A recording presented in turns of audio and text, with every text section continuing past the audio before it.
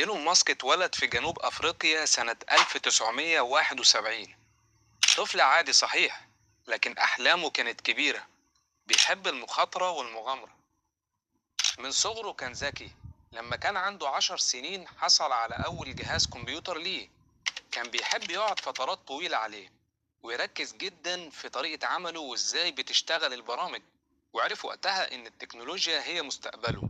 وبعد سنتين من خلال الكمبيوتر ده صنع لعبة إلكترونية صغيرة وكسب منها فلوس لما باعها. وفي سنة 1995 سافر لأمريكا وبدأ رحلته في العالم الكبير.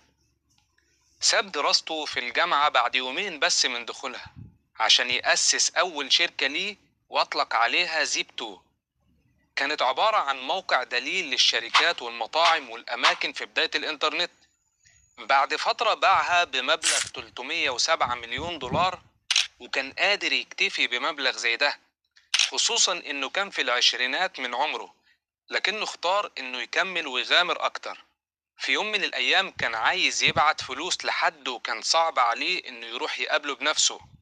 فجات له فكرة إنه يعمل شركة للمعاملات والتحويلات المالية وسماها إكس دوت كوم، اللي بعد كده بقى اسمها باي بال، الشركة اللي غيرت شكل التجارة الإلكترونية حاليا. وبعدها باعها لشركة اي باي المشهورة ب1.5 مليار دولار. أحلام إيلون ماسك موقفتش لحد هنا. بالعكس قرر إنه يغير مستقبل السيارات. فعمل شركة تسلا لصناعة السيارات الكهربائية الصديقة للبيئة. وكمان دخل صناعات الفضاء وعمل صواريخ وأطلقها لاستكشاف العالم. طبعا مش كل حاجة كانت سهلة. إيلون واجه عقبات كتيرة جدا، صواريخ انفجرت ومشاريع فشلت وتجارب سيئة مر بيها. لكنه كان مصمم وعارف إن الفشل هو مجرد خطوة للوصول للنجاح. إيلون ماسك علي بطموحه أكتر.